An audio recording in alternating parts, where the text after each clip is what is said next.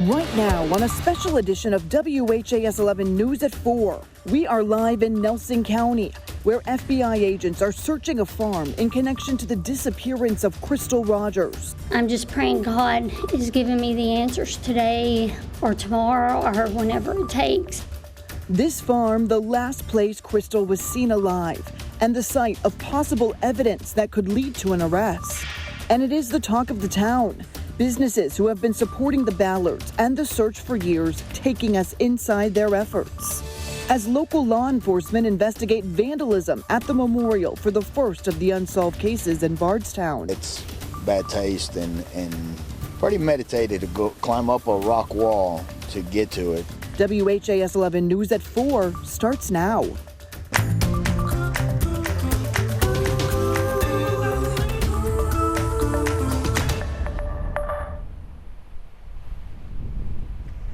Thank you so much for joining us for this special edition of WHAS 11 News at 4, live from Nelson County. I'm Shay McAlister. We have moved our broadcast to Bardstown today because of big developments in the Crystal Rogers case. The FBI back in Bardstown today, and right now a search is underway.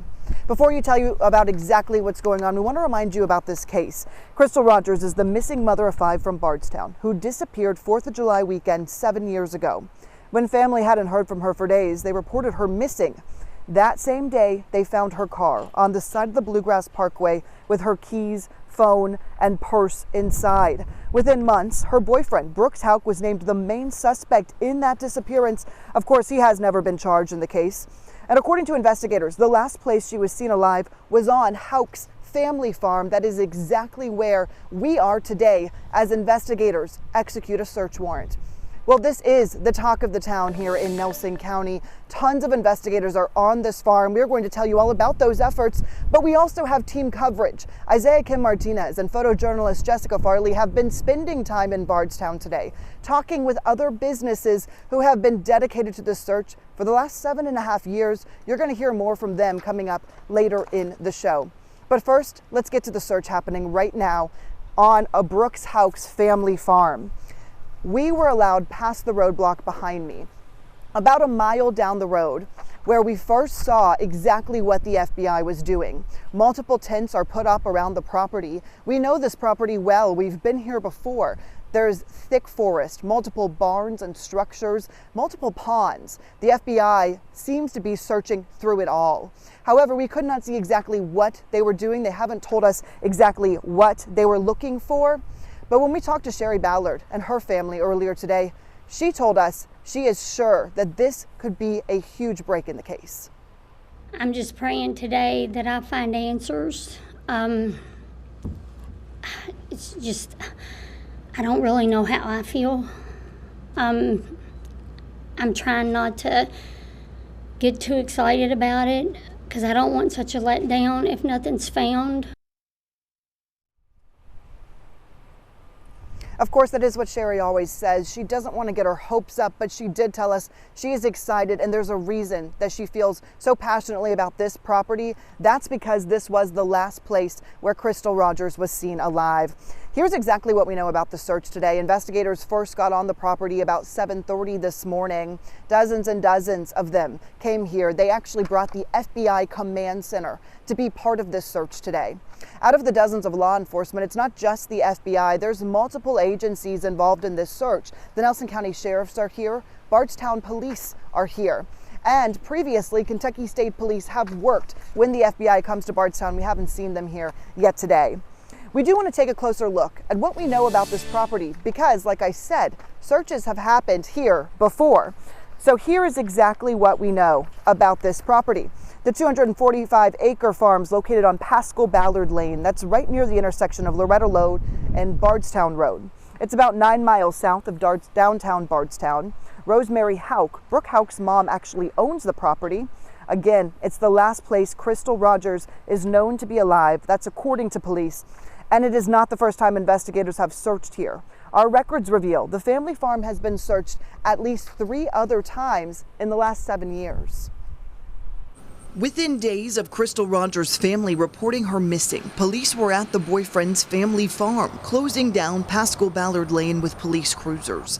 This video from July 10th, 2015 is the first time we know investigators were on the property. Family told us they watched law enforcement spend about 4 hours on the farm. They would have something. I mean, you gotta have probable cause. So hopefully they found something and they're looking for more. After this search, Tommy Ballard, Crystal's father, asked the Houck family for access to the farm. He said he wanted to search the farm with cadaver dogs, but he said the Houcks told him no. Fast forward 14 months, investigators were back on the Houck property, this time with a search warrant and lots of extra hands. This property is the last property that she was seen at, as far as we've been told. In total, 18 cadaver dogs, the LMPD dive team, and more than 24 investigators took part in this search.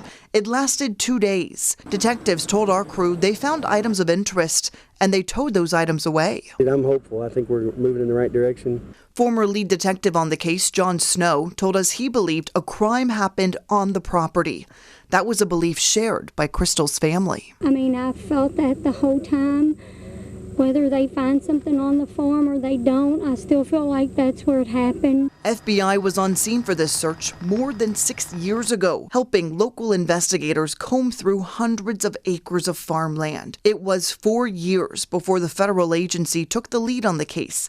And that would be the next time we saw law enforcement on the farm. Video from Sky 11 showing us the work underway, August of 2020. On this day, more than 150 state and federal agents served more than 9 federal search warrants on multiple properties, including the farm. We want to get it right. We want to ensure that that our part in this investigation, that we are doing everything we can to solve the case. And 2 years later, renewed focus on the farm, seemingly the next step to find answers and take this case to court.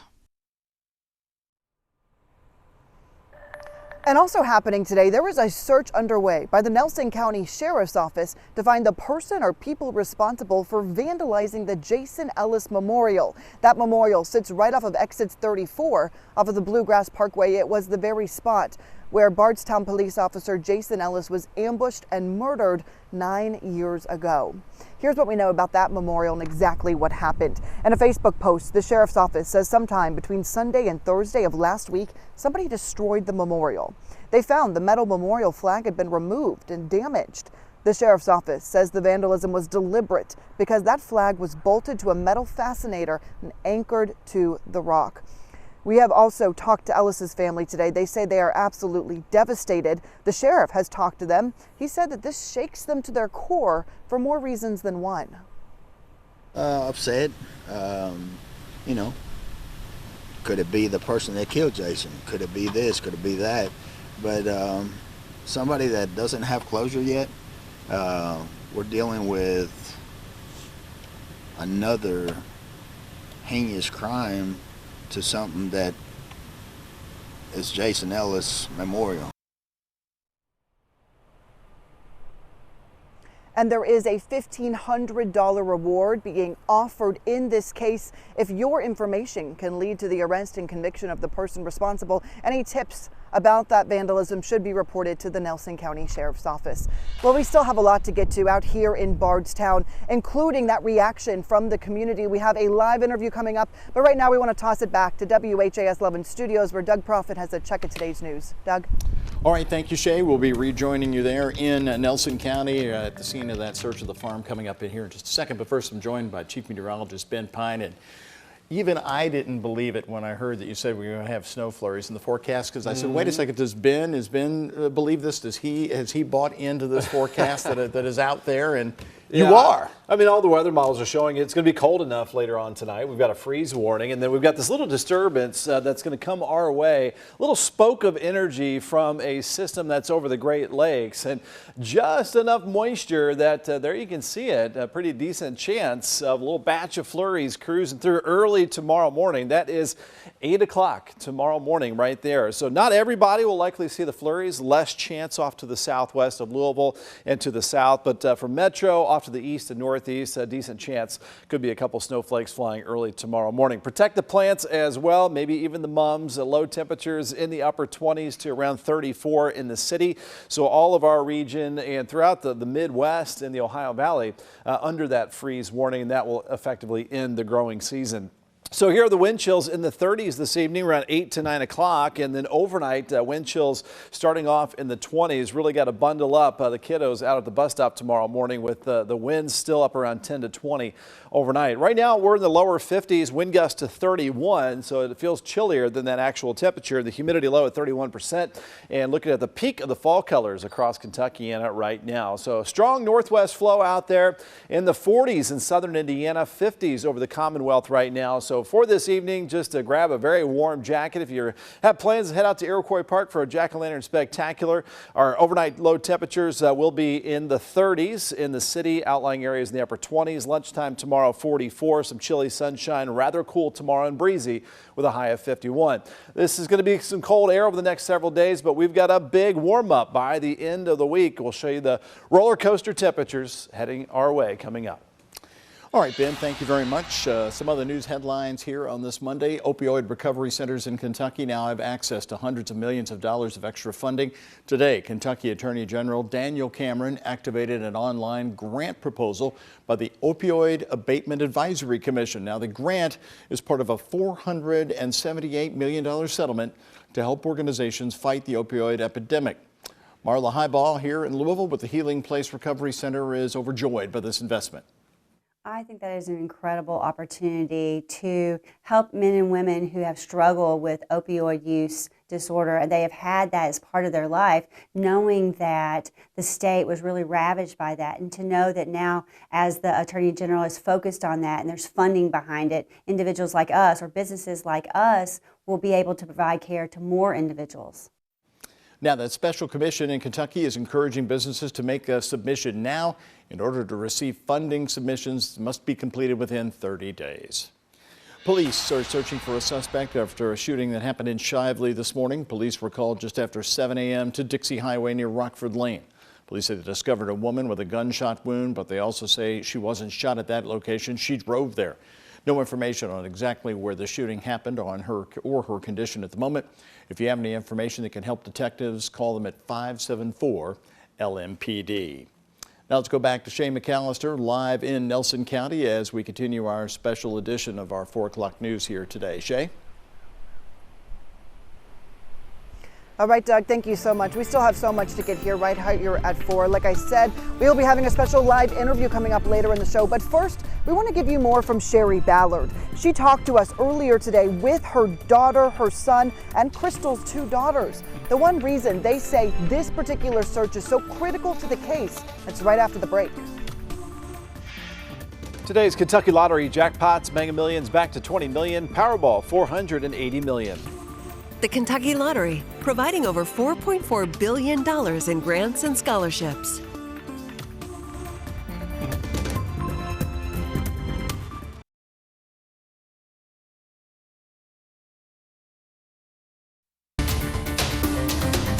Well, in this tight-knit community, it didn't take long for many to learn about news of today's search that includes people who have spent time trying to help find her.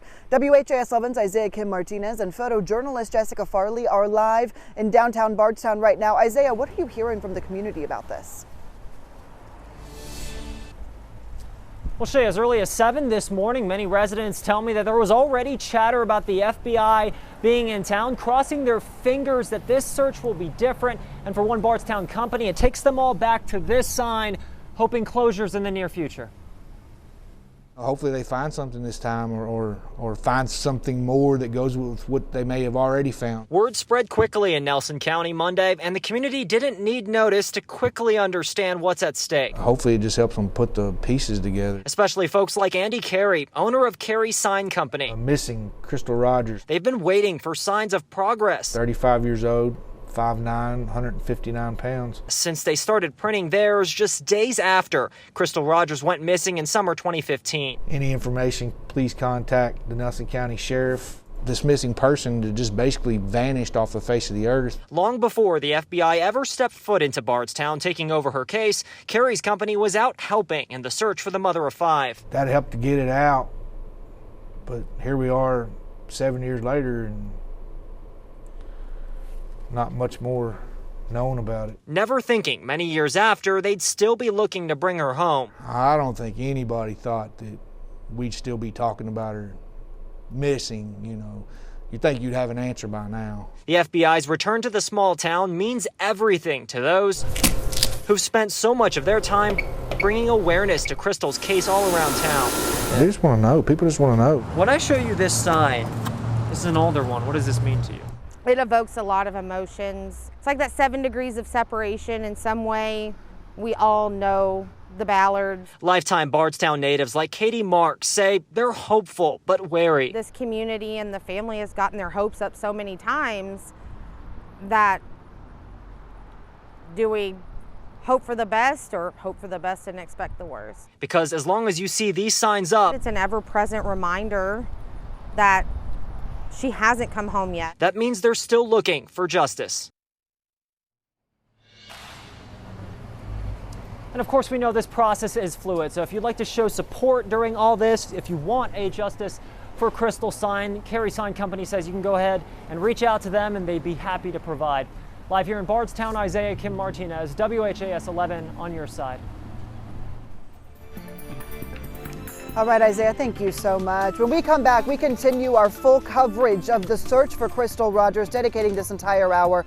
Specifically, right after the break, we'll be showing you the last 2 years of this FBI investigation, what has happened, what they found, and what they might be trying to achieve.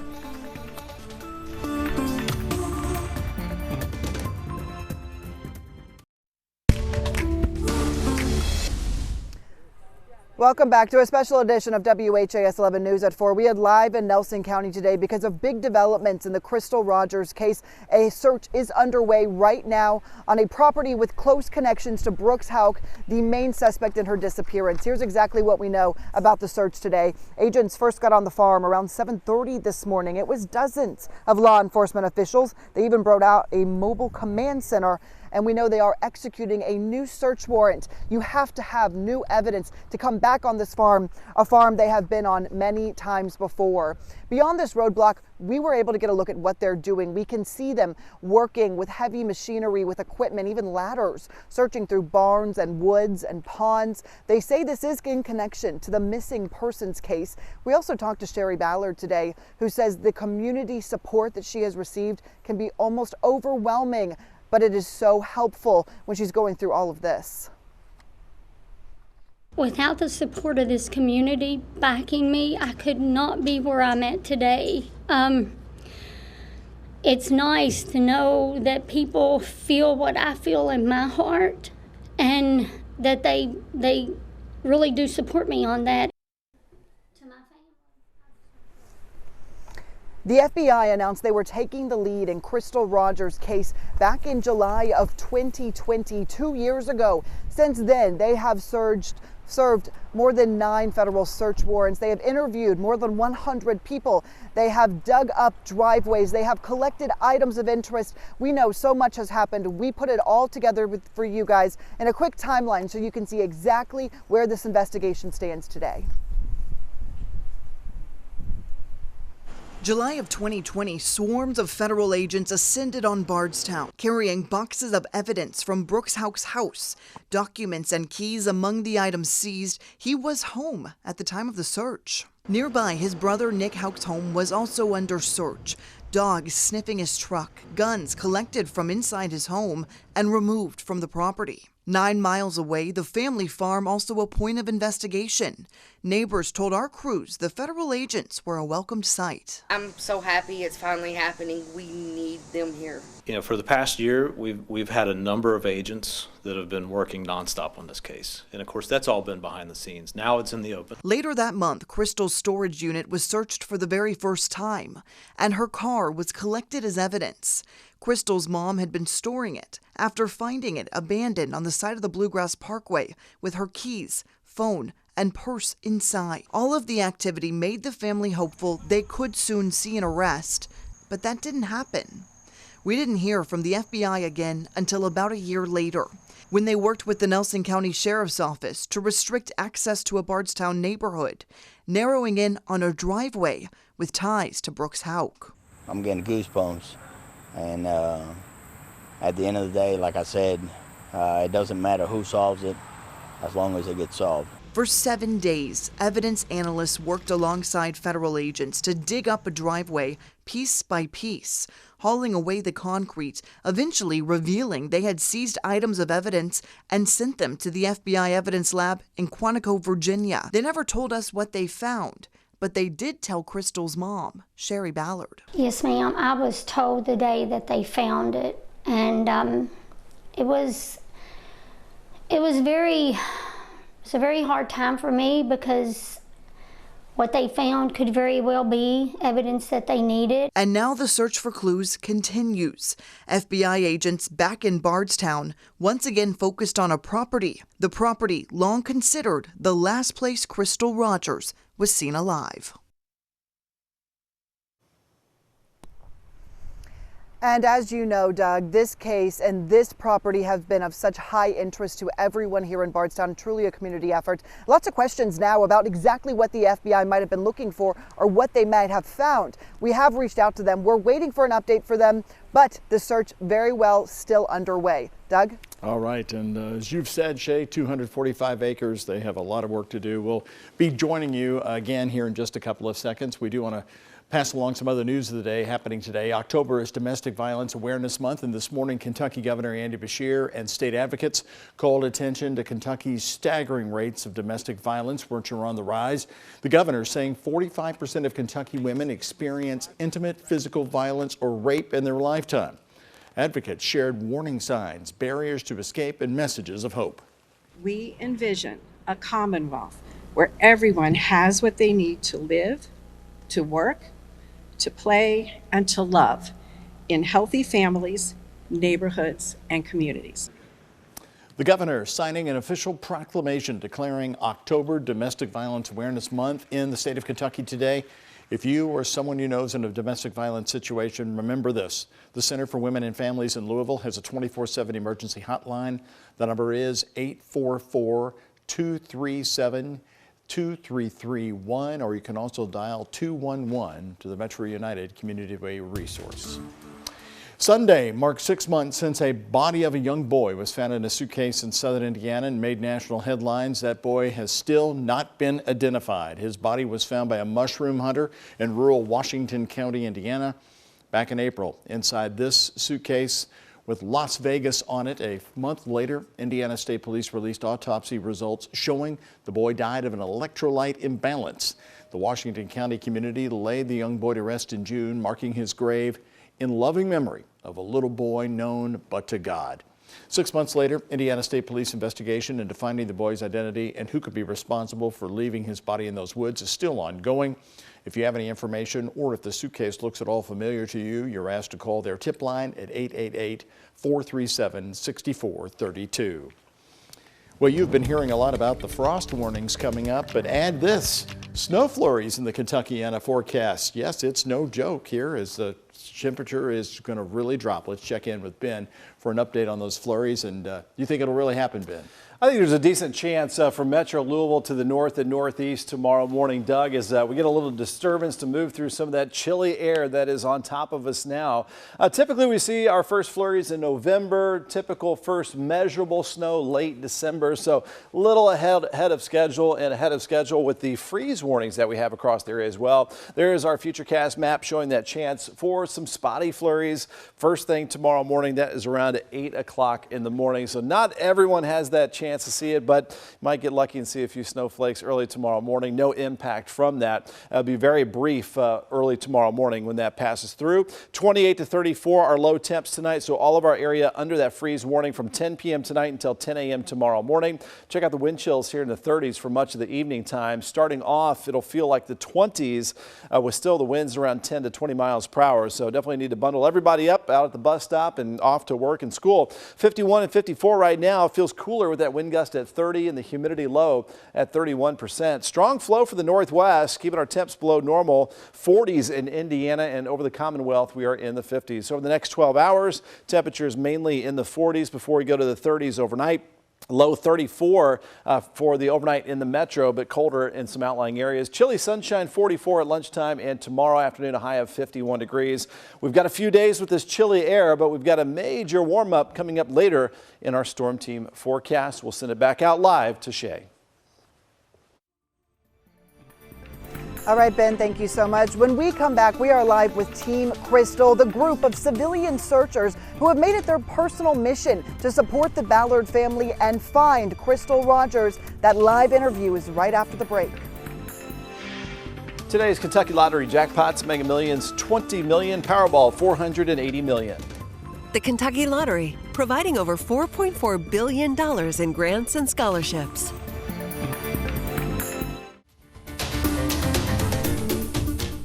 We are back now live with Team Crystal in Nelson County as a search is underway on Brooks House family property. Team Crystal started out as a group of strangers, people who just wanted to help. Now they consider themselves a family. We start with Angie Bowen. Angie, first, how did Team Crystal really get going, and what do you do?